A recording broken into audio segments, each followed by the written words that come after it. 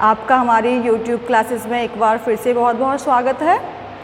आज मैं आपका जो हमारा टॉपिक पहले से चल रहा था कैश बुक, उसी टॉपिक से आज मैं रिलेटेड एक और आपको आगे का बताऊंगी, जो है हमारा डबल कॉलम कैश बुक। इससे पहले जब मैंने वीडियो बनाई थी तो उस वीडियो में मैंने आपको कैश बुक के बारे में बताया था कि कैश बुक क्या होती है और काइंड्स ऑफ कैश बुक बताए थे, कैश बुक के प्रकार बताए थे। और उसी में मैंने आपको बताया था कि जो सिंपल कैश बुक है वो कैसे बनाई जाती है। तो आज मैं उससे आगे आपको बताऊंगी डबल कॉलम कैश बुक, दो खाने वाली रोकड़ बही। दो खाने वाली रोकड़ बही के बारे में पहले मैं आपको थोड़ा सा बेसिक इसका बता दे रही हूँ, उसके बाद में आपको बताऊंगी इसका जो क्वेश्चन है वो कैसे सॉल्व करना है, इसको कैसे बनाना है। डबल कॉलम कैश बुक, इसमें ये बनाते बिल्कुल सिंपल कैश बुक की तरह ही हैं, जैसे सिंपल कैश बुक बनाई जाती है, रोकड़ खाते की तरह सिंपल कैश बुक बनाई जाती है और ये भी वैसे ही तैयार की जाती है। इसके भी दो पक्ष होते हैं, एक रिसिप्ट होता है और दूसरा पेमेंट होता है। ये उन व्यापारियों की यहाँ रखी जाती है जिनके यहाँ पर नगद लेन देनों के साथ साथ छूट संबंधी लेन देन भी किए जाते हैं। वो व्यापारी जो अपने यहाँ पर छूट देते हैं या छूट लेते हैं तो उनके यहाँ वो अपने यहाँ पर डबल कॉलम कैश बुक बनाते हैं।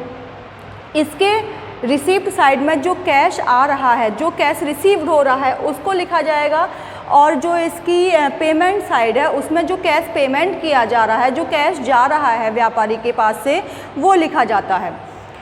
इसमें दो कॉलम होते हैं, इसीलिए इसको दो खाने वाली रोकड़ भैया डबल कॉलम कैश बुक कहते हैं।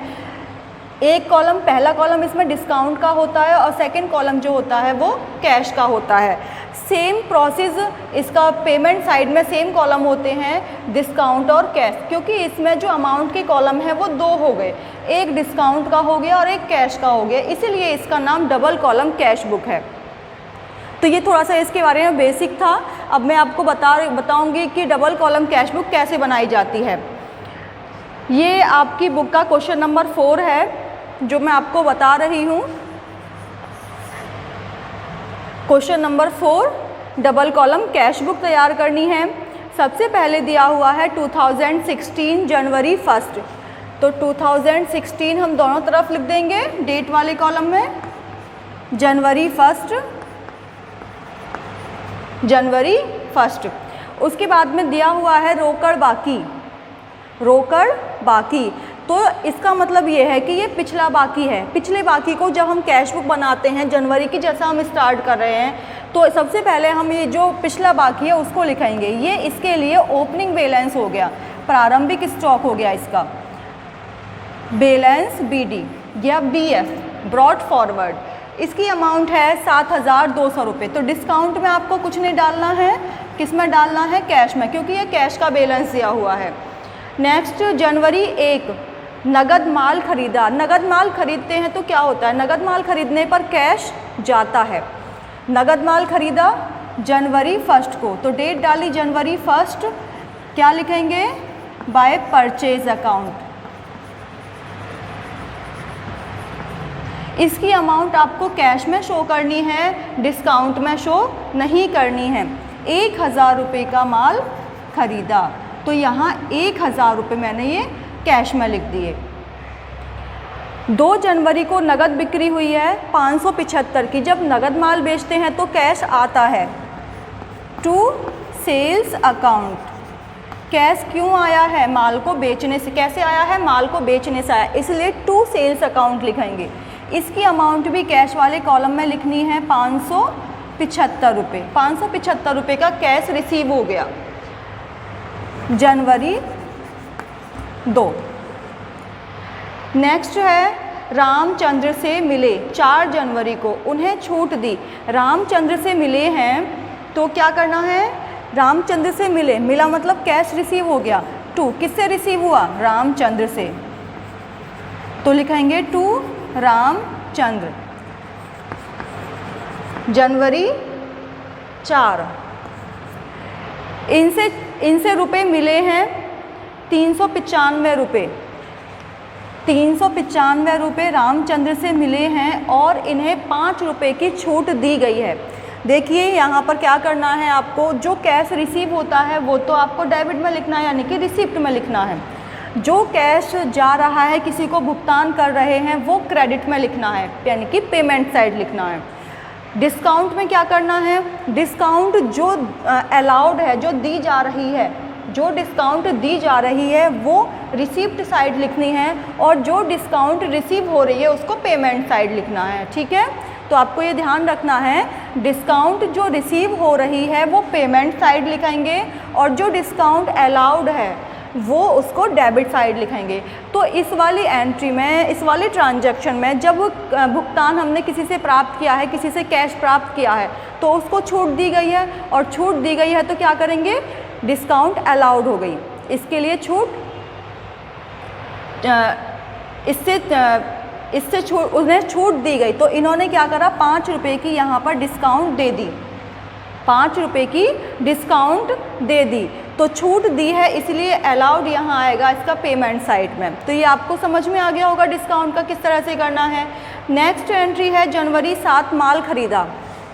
जनवरी 7 माल खरीदा, माल खरीदेंगे तो बाय परचेज, क्योंकि कैश जाएगा और कैश जाता है तो उसको पेमेंट साइड लिखते हैं। कैश क्यों गया, क्योंकि माल खरीद लिया, तो इसलिए इसकी अमाउंट कितनी हुई, 500 रुपये का ये माल खरीदा गया है, 500 रुपये ये आ गए। नेक्स्ट आपको करना है, मोहन को दिए 10 जनवरी, उससे छूट मिली। 10 जनवरी को राधे मोहन को दिए हैं। जब हम किसी को भुगतान करते हैं, किसी को रुपए देते हैं, तो इसका मतलब रुपए चले गए, कैश चली गई। जब कैश चला गया तो उसको पेमेंट साइड लिखेंगे, बाय राधे मोहन।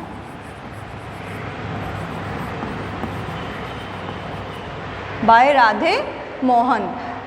यहाँ पर उससे छूट मिली है, जब हमने राधे मोहन को पेमेंट किया या व्यापारी ने पेमेंट किया तो क्या हुआ, इसको पेमेंट करने पर इसने कहा कि इतने रुपए हमें कम दे दो, तो यहाँ 10 रुपये इसने कम कर दिए हैं, 590 की इसको भुगतान की गई है। इसने कहा कि तुम 600 की जगह 590 रुपये दे दो, तो इसने 10 रुपये क्या हुआ, छूट इससे मिल गई है व्यापारी को, क्योंकि ये जो बुक्स बना रहा है ये व्यापारी बना रहा है, प्रॉपराइटर बना रहा है, तो उसके यहाँ पर उसे जब वो किसी को पेमेंट करता है तो उसको छूट मिलती है, तो इसीलिए छूट रिसीव्ड हुई है, डिस्काउंट रिसीव्ड है, तो इसको कहाँ लिखा गया है, डिस्काउंट वाले कॉलम में और पेमेंट साइड में, क्योंकि डिस्काउंट रिसीव्ड है।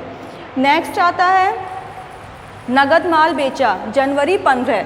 नगद माल बेचेंगे जनवरी 15 तो कैश रिसीव होगा टू सेल्स अकाउंट। जब कैश रिसीव हुआ तो हमने रिसीप्ट साइड लिख दिया, सेल्स अकाउंट किससे रिसीव हुआ, माल को बेचने से रिसीव हुआ है।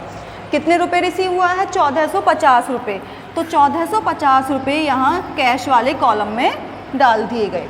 अगर डिस्काउंट है तो डिस्काउंट वाले कॉलम में डिस्काउंट को लिखना है और कैश वाले कॉलम में कैश को लिखना है। नेक्स्ट एंट्री फिर आती है जनवरी 21, फर्नीचर खरीदा। जब फर्नीचर खरीदोगे तो कैश क्या होगा, जाएगा। जब फर्नीचर खरीदा या कोई वस्तु खरीदी, कोई वस्तु खरीदते हैं तो कैश जाता है, कोई भी वस्तु खरीदते हैं तो कैश जाता है, तो कैश चला गया तो उसको पेमेंट साइड में, क्योंकि हमने फर्नीचर खरीदने पर कैश पेमेंट कर दी। फर्नीचर अकाउंट, कितने की फर्नीचर खरीदी है, 1200 रुपये की फर्नीचर खरीदी, तो यहाँ पर इसमें 1200 रुपये ये शो हो गए। नेक्स्ट एंट्री आती है, नगद माल बेचा जनवरी 28 को। जनवरी 28 को नगद माल बेचा, तो जनवरी 28 माल बेचने से वही कैश रिसीव होता है, तो टू सेल्स अकाउंट। ये रिसीव हुआ है 610 रुपये, तो 610 रुपये यहाँ पर किस में डाल दिए, कैश वाले कॉलम में डाल दिए गए। लास्ट आता है इसमें जनवरी 31, वेतन दिया। जब हम वेतन देंगे, यानी कि सैलरी, किसी को वेतन दिया, कमीशन दिया, वेतन दिया, कमीशन दिया, ब्याज दिया, ठीक है, किराया दिया, ये सारे खर्चे हैं और सभी खर्चे कहाँ आते हैं, पेमेंट साइड आते हैं, तो बाय सैलरी। ये वेतन दिया है 800 रुपये का, तो इतना आपको समझ में आया होगा। ये जितना भी आपका क्वेश्चन में ट्रांजैक्शंस दिए हुए तो मैंने सारे यहाँ लिख दिए हैं। इससे आपको एक चीज़ क्लियर होती है कि हमने यहाँ पर जो कैश बुक बनाई है वो बिल्कुल सिंपल कैश बुक के जैसी है, सिर्फ इसमें एक कॉलम एक्स्ट्रा बना है जो है डिस्काउंट का। रिसिप्ट साइड भी और पेमेंट साइड भी दोनों साइड कैश डिस्काउंट का कॉलम एक्स्ट्रा बना है, इसलिए डबल कॉलम कैश बुक हो गई। इसके जो डेबिट साइड है उसे रिसिप्ट कहा गया और जो पेमेंट साइड है उसको जो क्रेडिट साइड है उसको पेमेंट बोला गया है। इसके बाद हमने सिंपल क्वेश्चन किया है जैसा हम सिंपल कैश बुक में करते हैं या कैश अकाउंट मेंटेन करते हैं। इसके बाद का जो प्रोसेस है वो मैं आपको बताती हूँ, एक बार फिर से आप समझ लीजिए। इसका हम टोटल करेंगे, दोनों तरफ का टोटल आपको रफ पे करना है। दोनों तरफ का टोटल कर लीजिए रफ पर। रफ इस साइड का टोटल हो गया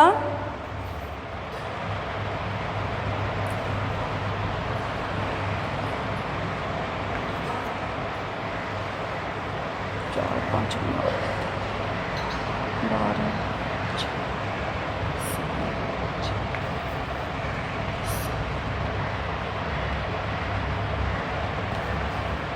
10,230 रुपये ये कैश का कॉलम हो गया रिसिप्ट साइड का। अब हम पेमेंट साइड का टोटल करते हैं तो 990 रुपये ये हो गया। 5, 12, 8, 20, 4,090 पेमेंट साइड का। देखिए क्या करा है हमने कि पहले हमने रिसिप्ट का टोटल कर लिया कैश कॉलम का, फिर हमने पेमेंट का टोटल कर लिया कैश कॉलम का। तो जो ये 10,230 है ये ज़्यादा आया है रिसिप्ट का टोटल, तो 10,230 में से 4,090 रुपये लेस कर लेंगे तो ये 6,140 रुपये बैलेंस के बच जाते हैं। किसके बचे? बैलेंस के। अब इसके बाद आपको क्या करना है, इसके बाद जिस साइड का टोटल कम था उस साइड आपको इस बैलेंस को लिखना है। किस साइड का टोटल कम था? पेमेंट साइड का, क्योंकि पेमेंट साइड का टोटल 4,090 रुपये आया और इधर साइड का जो रिसिप्ट साइड है इसका टोटल आया 10,230 रुपये। तो हम जिधर साइड का टोटल कम था पेमेंट साइड का टोटल कम है, तो पेमेंट साइड में जो माइनस करके निकल कर आया है अमाउंट उसको हम लिखेंगे और उसके साथ हम लिखेंगे बैलेंस बीडी। क्या निकल के आया ये? बैलेंस सीडी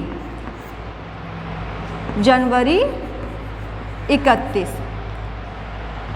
ये बराबर हो गया। अब दोनों तरफ का जो हमारा रिसीप्ट कॉलम था और पेमेंट कॉलम, इन दोनों का जो टोटल है वो दोनों इक्वल हो गया 10,230 रुपये। दोनों साइड लिखना है, रिसीप्ट में भी और पेमेंट में भी।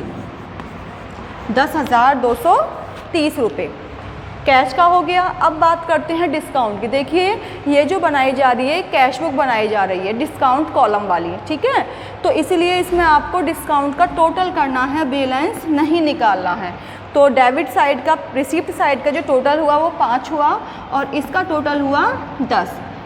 आपको जो बैलेंस निकालना है सिर्फ कैश का निकालना है, डिस्काउंट का बैलेंस नहीं निकालना है, क्योंकि हम कैश बुक बना रहे हैं डिस्काउंट कॉलम वाली। इसीलिए हमें यहाँ पर डिस्काउंट का सिर्फ टोटल करना है, बैलेंस नहीं निकालना है। इस तरह से आपकी डबल कॉलम कैश बुक तैयार हो जाती है।